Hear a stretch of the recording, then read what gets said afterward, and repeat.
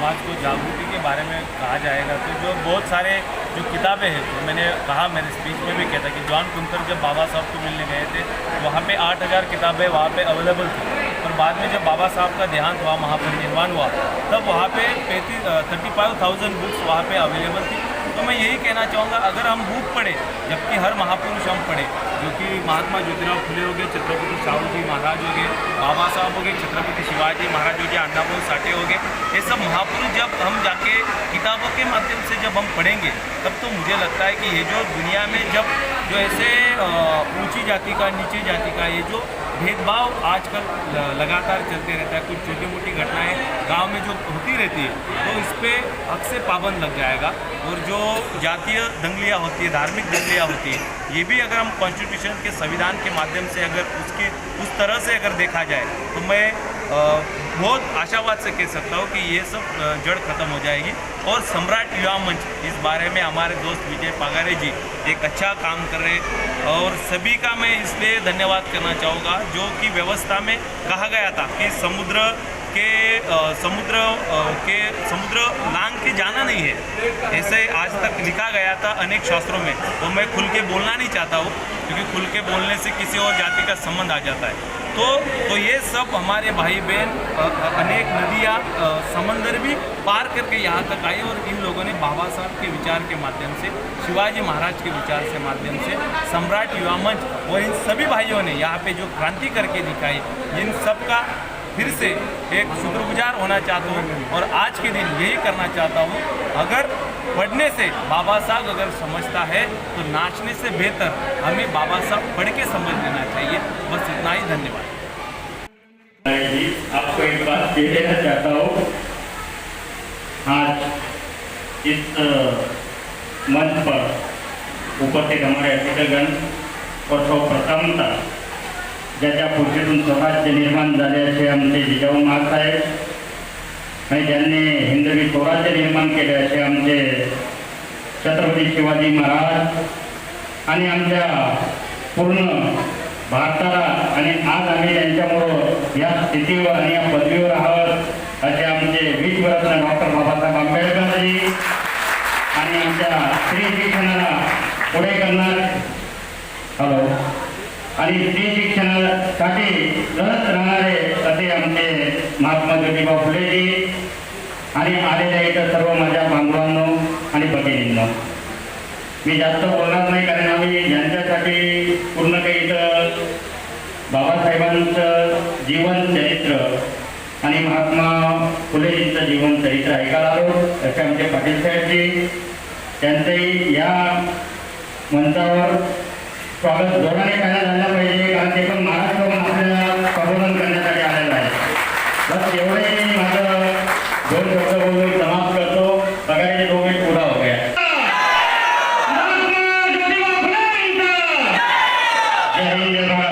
जयगांव के महाराज के बहुत बड़े वक्ता है, और वो महापुरुष के विचारधारा में अपना पूरा जीवन व्यतीत कर रहे।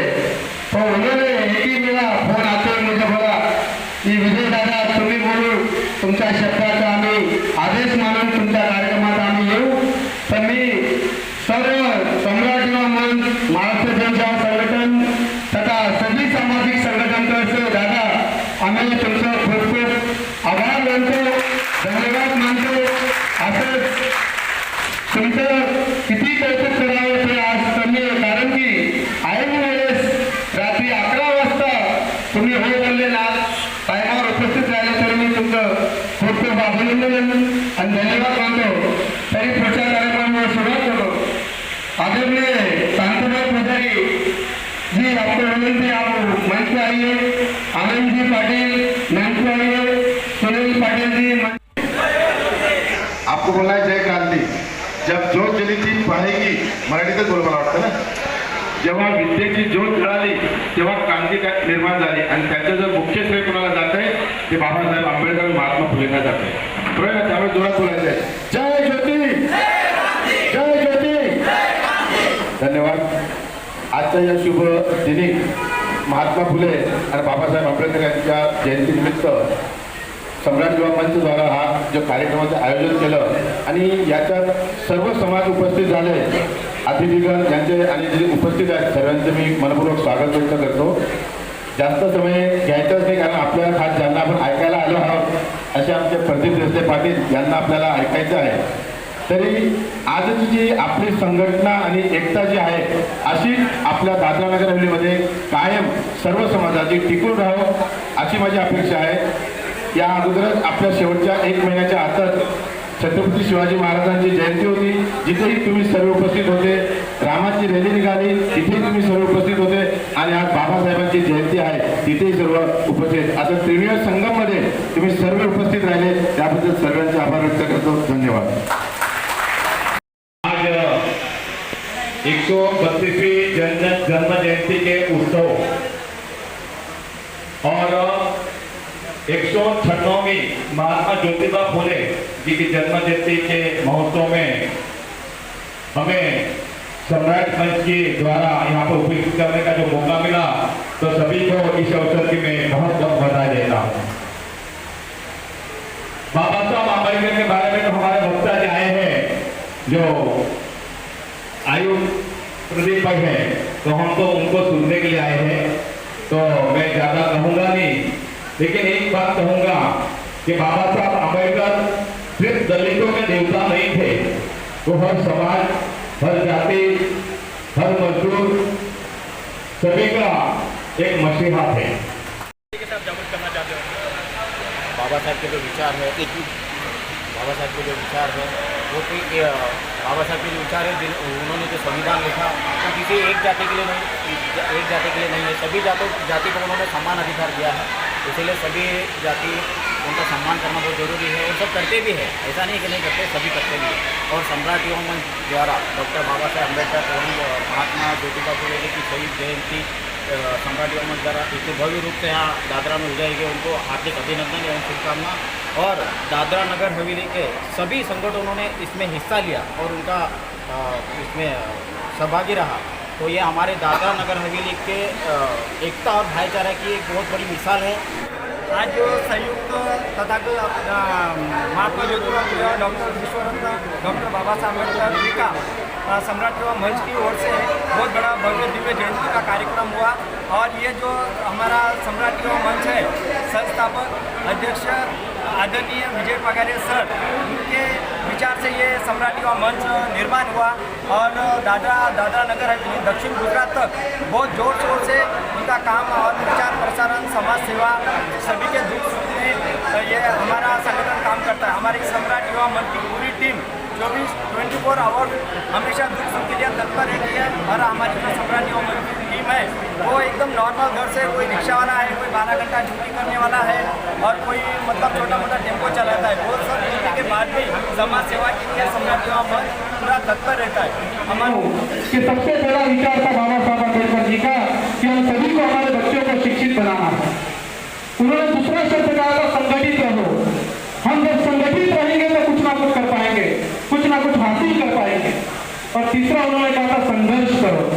जब तक हम संगठित नहीं हो पाएंगे तब तक हम संघर्ष भी नहीं कर पाएंगे. तो आप सभी से अपील है कि हमारे परिवार को, हमारे समाज को अगर आगे बढ़ाना है तो हमें शिक्षित भी बनना होगा, संगठित भी रहना होगा और संघर्ष भी करना होगा. बाबा साहब जी हमेशा कहते थे, जो समाज अपना इतिहास भूल जाता है वो समाज के लिए इतिहास नहीं बना पाता. उनके विचारों को लेकर चलना बहुत जरूरी है. मैं आप सभी से अपील करना चाहता हूँ कि सभी घर के अंदर बाबा साहब की पुस्तकें पढ़ें. भगवान गौतम बुद्ध, परम पूज्य बोधि तत्व डॉक्टर बाबा साहब अम्बेडकर, छत्रपति शिवाजी महाराज, शाहू महाराज, संभाजी महाराज, गाडगे महाराज, बिरसा मुंडा जी, माता रमाई, माता भीमाई, सावित्री यांना माझा अभिवादन. अनंतराव साहेबांची एक छोटीशी कविता मी सादर करीत आहे. तुम्ही शांततेने ऐकावी अशी माझी नम्र. दुःख अडवायला उंबऱ्यासारखा, दुःख अडवायला उंबऱ्यासारखा, मित्रवन व्यामध्ये गारव्यासारखा, मित्रवन व्यामध्ये गारळासारखा वाट चुकणार नाही जीवनभर तुझी वाट चुकणार नाही जीवनभर तुझी एक तू मित्र कर एक तू मित्र कर आरशासारखा मित्र वनव्यामध्ये गारळासारखा